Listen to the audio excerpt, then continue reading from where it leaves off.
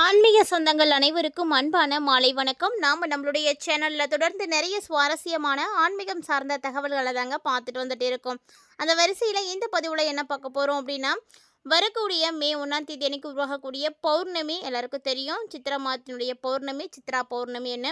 இந்த சித்ரா பௌர்ணமியில் கண்டிப்பாக வழிபாடுகள் செய்யுங்க. ஏன்னா சித்ரா பௌர்ணமி அவ்வளோ விசேஷமானது. சித்ரா பௌர்ணமியை பற்றி நிறைய சுவாரஸ்யமான தகவல்களையும், பௌர்ணமிக்கு பிறகு கடகராசினியர்களுடைய வாழ்க்கையில் என்னென்ன மாற்றங்களானது ஏற்பட போகுது அப்படின்றத பற்றியும் தான் தொடர்ந்து இந்த பதிவில் நம்ம தெரிஞ்சுக்க போகிறோம். வீடியோக்குள்ளே போகிறதுக்கு முன்னாடி நீங்கள் நம்ம சேனலை சப்ஸ்கிரைப் பண்ணாமல் இருக்கீங்க அப்படின்னா மறக்காமல் சேனலை சப்ஸ்கிரைப் பண்ணிக்கோங்க. கூடவே பக்கத்தில் இருக்கிற பெல் சிம்பிளையும் கிளிக் பண்ணிக்கோங்க. அப்போ தான் நாங்கள் போடக்கூடிய வீடியோக்கள் எல்லாமே உங்களுக்கு நோட்டிஃபிகேஷன் உடனுக்குடன் வந்தடையும். நீங்களும் பார்த்து பயன்பெறலாம். வாங்க வீடியோக்குள்ளே போகலாம். பொதுவாக பௌர்ணமி அப்படிங்கிறது மாதம் மாதம் வரக்கூடியது தாங்க. இருந்தாலுமே கூட சித்ரா மாதத்தில் வரக்கூடிய பௌர்ணமி ரொம்ப விசேஷமானது. இதை சித்ரா பௌர்ணமி அப்படின்னு சொல்லுவாங்க. பௌர்ணமி பார்த்தீங்கன்னா மே மாதம் 1 வெள்ளிக்கிழமை அன்னைக்கு உருவாகி இருக்கு. ஸோ இந்த நாளில் கண்டிப்பாக நீங்கள் சித்திரகுப்தரா வழிபாடு செய்கிறது சிறப்பானதாக இருக்கும். ஏன்னா நம்முடைய பாவ புண்ணிய கணக்குகளை எழுதக்கூடியவர் இல்லையா, அவரை நம்ம வழிபாடுகள் செய்யும் பொழுது நம்முடைய பாவங்கள் கழிந்து புண்ணிய பலன்களானது அதிகரிக்கும் அப்படின்னு சொல்லுவாங்க. ஸோ கண்டிப்பாக எல்லாரும் வழிபாடு செய்யுங்க. வீட்டில் இருந்தும் வழிபாடு செய்யலாம், நீங்கள் கோவிலுக்கு போயும் வழிபாடு செய்யலாம். ரொம்ப ரொம்ப விசேஷமான ஒரு பௌர்ணமி.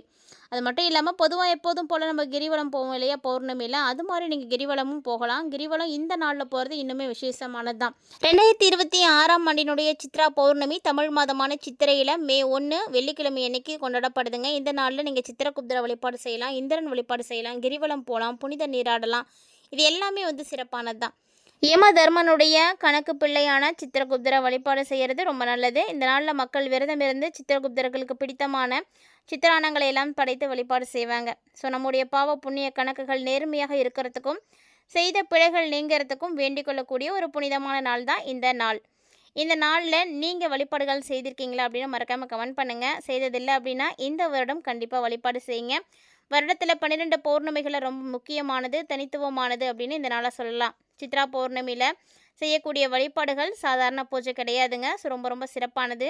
இந்த பூஜை நம்முடைய வாழ்க்கையில் பாவ புண்ணிய கணக்குகளை சீர் செய்யக்கூடிய ஒரு அற்புதமான நாள். யம தர்மனுடைய துணையாக உலகத்தில் இருக்கக்கூடிய ஒவ்வொரு உயிரினுடைய செய்கைகளையும் பதிவு செய்யக்கூடிய சித்திரகுப்தரை வழிபடுவதற்கு ஏற்ற நாளாக இந்த நாள் மட்டும்தான் பார்க்கப்படுது. ஸோ இந்த நாள் ரொம்பவே விசேஷமானது அப்படின்னு சொல்லலாம். ஏன்னா சிவனுடைய சக்தியினுடைய, அதாவது சிவசக்தியினுடைய அம்சமாக உயிர் பெற்ற அந்த தெய்வீக உருவம் தான் சித்திரகுப்தன். சித் என்றால் மனம், குப்த் என்றால் மறைவு அப்படின்னு பொருள் இருக்குங்க. மனசில் மறைந்திருக்கக்கூடிய எண்ணங்களை அறிந்து பாவ புண்ணிய கணக்குகளை பதிவு செய்பவர். அதனால தான் அவர் கையில் ஏடு மற்றும் எழுத்தாணியோடு பிறந்திருக்கிறார்.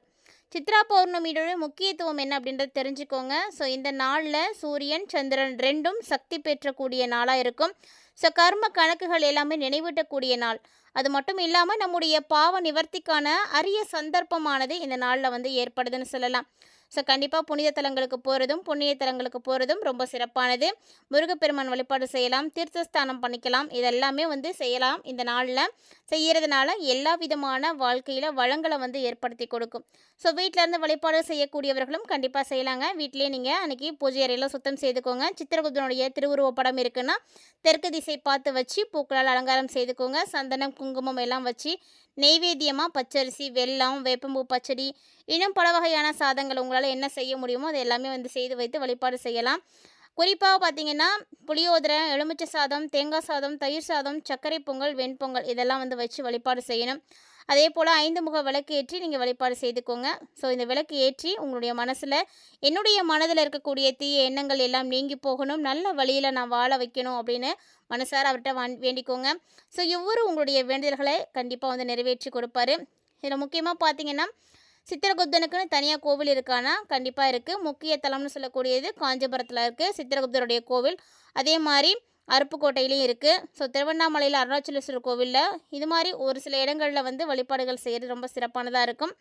ஸோ பௌர்ணமி அன்னைக்கு நீங்கள் தரிசனம் செஞ்சீங்க அப்படின்னா கண்டிப்பாக பாவங்கள் எல்லாம் நிவர்த்தியாகி ஆயுள் விருத்தி கிடைக்கும், மன அமைதி கிடைக்கும். சித்திரகுப்தருக்கு படைத்த நெய்வேத்தியத்தை பசித்தோருக்கு நீங்கள் பகிர்ந்து கொடுங்க. இதுதான் உண்மையான புண்ணியம். ஸோ அன்னைய தினத்தில் ஏழை எளியவர்களுக்கு தான தர்மங்கள் செய்யுங்க. உங்களால் இயன்ற அளவுக்கு செய்யுங்க. தான தர்மங்கள் நீங்கள் செய்ய தான் உங்களுடைய பாவங்கள் எல்லாமே நீங்கள் ஆரம்பிக்கும். ஸோ இந்த பதிவில் நீங்கள் சித்திரகுப்தரை பற்றியும் சித்ரா பௌர்ணமியை பற்றியும் நிறைய விஷயங்களை பார்த்துருப்பீங்கன்னு நினைக்கிறேன். இதை தொடர்ந்து வரக்கூடிய கிரகங்களுடைய மாற்றங்கள் மூலமாக என்ன மாதிரியான பலன்களை கடகராசி நேயர்கள் சந்திக்க போகிறாங்க அப்படின்றத இந்த பதிவில் நம்ம தொடர்ந்து பார்க்கலாம். வீடியோக்குள்ளே போகிறதுக்கு முன்னாடி நீங்கள் இன்னும் நம்ம சேனலை சப்ஸ்கிரைப் பண்ணாமல் இருந்தீங்க அப்படின்னா மறக்காமல் சேனலை சப்ஸ்கிரைப் பண்ணிக்கோங்க. கூடவே பக்கத்தில் இருக்கிற பெல் சிம்பிளையும் கிளிக் பண்ணிக்கோங்க. அப்போ தான் நாங்கள் போடுற வீடியோஸ் எல்லாமே உங்களுக்கு உடனுக்குடன் நோட்டிஃபிகேஷனாக வந்தடையும். நீங்களும் பார்த்து பயன்பெறலாம். இந்த பதிவில் கடகராசி நேயர்களுக்கு என்ன மாதிரியான மாற்றங்கள் இருக்குது? உங்களுடைய ராசி அதிபதியே சந்திரன் தான். அப்படிங்கும்பொழுது பௌர்ணமிக்கு அப்புறமா உங்களுக்கு கண்டிப்பாக தாக்கங்கள் இருக்கும். இந்த பௌர்ணமிக்கு பிறகு என்ன தாக்கங்கள் உங்களுக்கு ஏற்பட போகுது? உங்களுடைய வாழ்வாதாரம், பொருளாதார நிலை, குடும்ப உறவுகள் இதிலெல்லாம் ஏற்படக்கூடிய மாற்றங்கள் என்ன அப்படின்றத பற்றி தான் முழுமையாக இதில் நீங்கள் பார்க்க போகிறீங்க. ஸோ வீடியோவை ஸ்கிப் பண்ணிடாமல் தொடர்ந்து பாருங்கள். தடைகளை தகர்த்து முன்னேற்றம் அடையிறதுக்கு உங்களுக்கு என்ன விதமான ரகசிய பரிகாரங்கள் இருக்குது அப்படின்றதையும் இந்த பதிவில் நீங்கள் தெரிஞ்சுக்கலாம். ஸோ வீடியோ தொடர்ந்து பார்த்தீங்க அப்படின்னா தான் அதெல்லாம் பார்க்க முடியும், தெரிஞ்சுக்க முடியும். ஸோ மறக்காமல் பார்த்து பயன்பெறுங்க. மேலும் இந்த பதிவை கடகராசி நேயர்களே நீங்கள் உங்களுடைய நண்பர்கள் மற்றும் உறவினர்களோட மறக்காமல் ஷேர் பண்ணிக்கோங்க. அவர்களும் பார்த்து பயன்பெறட்டும். கடகராசிக்கு அதிபதியாக இருக்கக்கூடிய கிரகமே சந்திரன் தாங்க. ஸோ சந்திரனை அதிபதியாக பெற்றிருக்கக்கூடிய உங்களுக்கு பௌர்ணமி அப்படிங்கிறது கண்டிப்பாக ஒரு முக்கியமான நாள் தான். அதுவும் பௌர்ணமிக்கு பிந்தைய காலம் ரொம்ப ரொம்ப முக்கியமானது அப்படின்னே சொல்லலாம். இந்த காலகட்டங்களில் நீங்கள் என்னென்ன விஷயங்களை எதிர்பார்க்கலாம் அப்படின்னா, உங்களுடைய ராசி அதிபதியாக இருக்கக்கூடிய சந்திரன் பௌர்ணமிக்கு பிறகு மனசில் கொஞ்சம் அலைப்பாய வைப்பார்.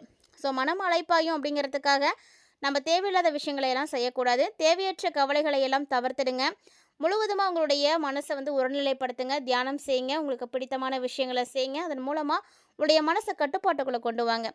ஒருவேளை நீங்கள் உணர்ச்சி வசப்பட்டுட்டீங்க அப்படின்னா அதனால் நீங்கள் பாதிப்புகளை பார்க்குற மாதிரி இருக்கும். ஸோ கவனமாக இருக்கணும். அதே போல் பொருளாதார ரீதியாக மேன்மைகள் இருக்கா அப்படின்னா கண்டிப்பாக உங்களுக்கு இருக்குன்னு தான் சொல்லணும். ஏன்னா சந்திர பகவான் உங்களுக்கு ராசியினுடைய அதிபதி. அவருடைய காலகட்டங்களில் பணவரவு சீராக வச்சுருப்பார். பணவரவு உங்களுக்கு கைக்கு வந்துடும். ஸோ நிலுவையில் இருந்தால் கூட வந்துடுங்க. வீடு, நிலம் இது சம்மந்தப்பட்ட முதலீடுகள்லையும் நீங்கள் நல்ல லாபங்களை பார்க்கலாம். ஸோ நிறைய வாய்ப்புகள் இருக்குது. கிடைக்கக்கூடிய வாய்ப்புகளை நல்ல வழியில் நீங்கள் பயன்படுத்திக்கோங்க.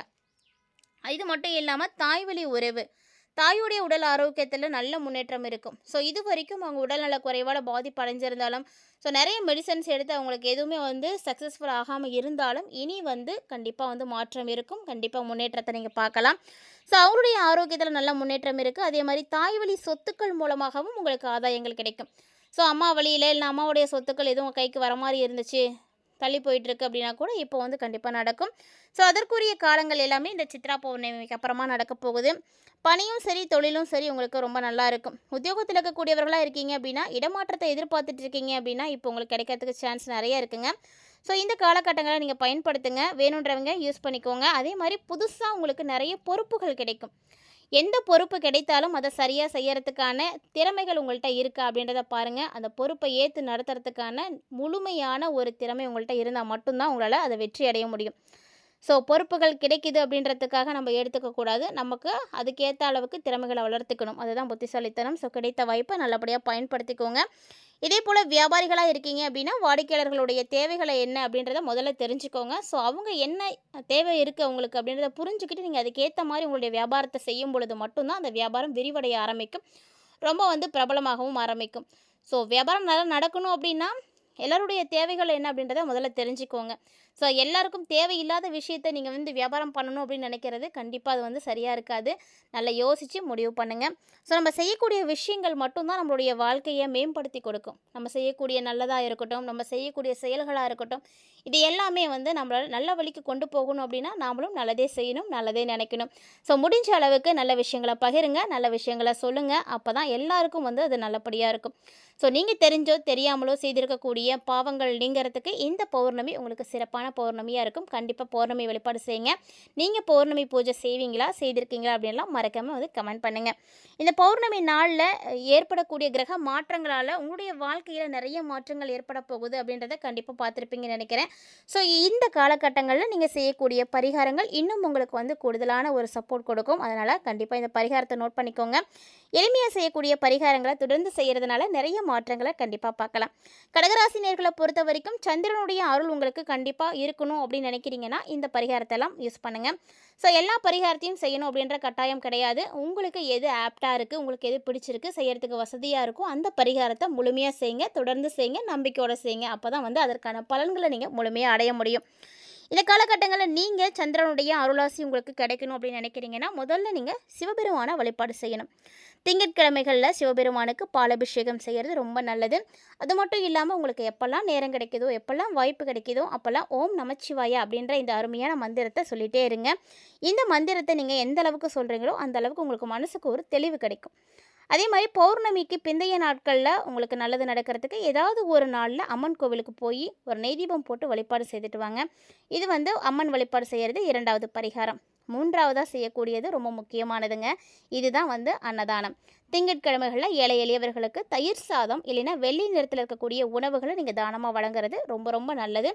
இது என்ன பண்ணும் அப்படின்னா சந்திரனால் ஏற்படக்கூடிய தோஷங்களை எல்லாம் உங்களுக்கு போக்கி கொடுக்கும். அதே போல் கடகராசிக்காரங்க உங்களுடைய கையில் எப்போதும் அணிந்திருக்கக்கூடிய அணிகலன் அப்படின்னா முத்து தாங்க. உங்களுடைய ஜோதிட ரீதியாக நல்ல ஆலோசனைகள் பெற்றுட்டு வலது கை மோதிர விரலில் முத்து அணிவது உங்களுக்கு ரொம்ப ரொம்ப சிறப்பானதாக இருக்கும். அது உங்களுக்கு நல்ல ஒரு உறுதித்தன்மையை கொடுக்கும். மறக்காம இந்த எளிமையான விஷயங்களெல்லாம் ட்ரை பண்ணி பாருங்கள். இந்த வீடியோ பதிவில் நிறைய தகவல்களை நீங்கள் பார்த்துருப்பீங்கன்னு நினைக்கிறேன். கண்டிப்பாக இது எல்லாமே உங்களுக்கு பிடிச்சிருக்குன்னு நினைக்கிறேன். அப்படி ஒரு வேளை இந்த தகவல்கள் எல்லாமே பிடிச்சிருந்தது அப்படின்னா லைக் பண்ணுங்கள், ஷேர் பண்ணுங்கள், மறக்காமல் கமெண்ட் பண்ணுங்கள். இது மட்டும் இல்லைங்க, இது மாதிரி இன்னும் நிறைய இன்ட்ரெஸ்டிங்கான தகவல்களானது நம்மளுடைய சேனலில் தொடர்ந்து நம்ம பதிவேற்றம் செய்துகிட்டே இருக்கோம். இது வரைக்கும் நீங்கள் நம்ம சேனலை பார்த்ததே இல்லை அப்படின்னா மறக்காமல் ஒன்ஸ் விசிட் பண்ணி பாருங்கள். பிடிச்சிருந்தா ஃப்ரெண்ட்ஸ் அண்ட் ஃபேமிலியோட ஷேர் பண்ணிக்கோங்க. மீண்டும் மற்றும் ஒரு தலைப்பில் சந்திக்கலாம்.